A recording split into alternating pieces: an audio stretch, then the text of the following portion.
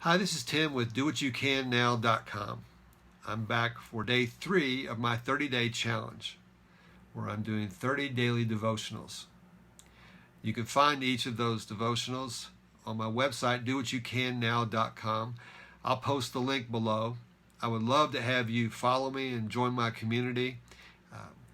All of these devotionals, whether they're in blog post form or graphic form or like today video form, they'll all will be posted on the website, so you can follow me there. Let me give you a quick overview of the next 30 days since I'm on video. What I'm going to do is I'm going to take a topic that we can teach our children. And for 5 days, I'm going to look at that topic in different ways that we can teach that to our children. And then after those 5 days, there'll be 2 days where I'll send out something a little different, not on that topic, but on the overall idea of a daily devotional. And then after those 2 days, there'll be a new topic, another 5 days, and then we'll just repeat that cycle through the rest of the month. And so, again, I hope you can join me at DoWhatYouCanNow.com. For the last 2 days, the topic I've been dealing with is the idea of gratitude, saying thank you. And I used the example of my son Andrew and I going trick-or-treating. And I remember the other night when we went out, I asked him one time, I said, Andrew, now did you say thank you? And he kind of looked at me and says, well, of course I did, Dad. And I thought, okay, lesson has been given, lesson has been received, we're good to go. But I'm always going to reinforce it as a parent. I just want to make sure that those types of things are sticking, and it's obvious they are with him. And just to reinforce it too, I made sure I said thank you to the individuals as well. Tonight, what I want to cover is the idea of when you're teaching a concept to your children, there is the chance that they might object to what you're teaching. There might be objections in their mind.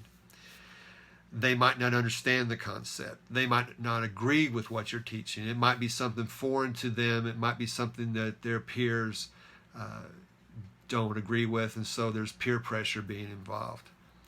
Whatever that might be, there is a chance that there could be objections.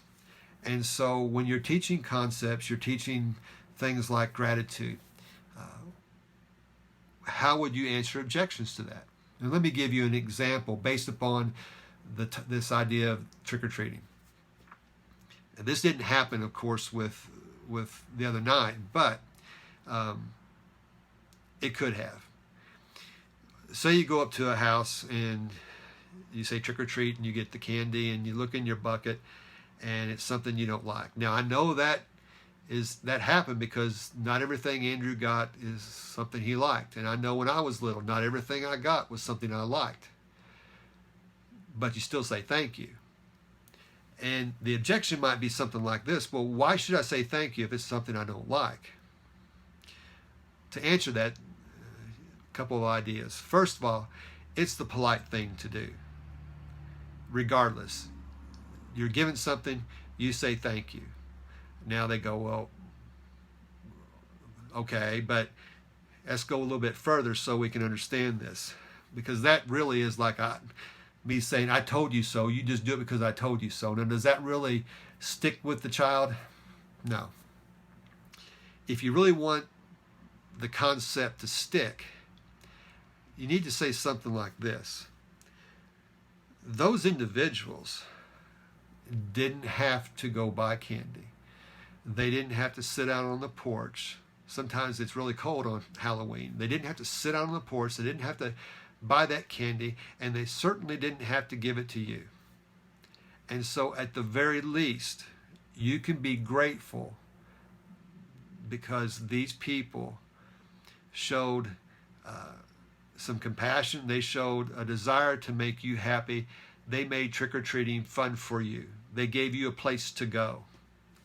And so whether you really like the candy or not, be grateful that they helped give you that experience. You know, if you went out and there was only one or two houses with their lights on handing out candy, it would be kind of a bummer. But the fact you could go from house to house to house, that's kind of cool. And so be appreciative of the fact that these people wanted to do something nice. Now, whether you like it or not, that's beside the point. Look below the surface and see what type of person would do this. And be grateful that there are those types of people out there. That might be one way to answer that objection. You might have other ideas too, but the concept I wanted to make sure I covered today was anticipate possible objections and then think how you might answer them. Because if you head them off before they're even verbalized, you're going to help these concepts stick with your kids more and more. So I hope that helped. This idea of gratitude, I think, is important for us to reinforce and continue to teach. It's something that our society could use a lot more of. And so I hope you found this helpful. Again, I want to thank you for joining me, and I hope you'll continue to follow these daily devotionals for the next 30 days. Again, you can go to dowhatyoucannow.com to sign up for notifications. And until next time, this is Tim encouraging you to do what you can.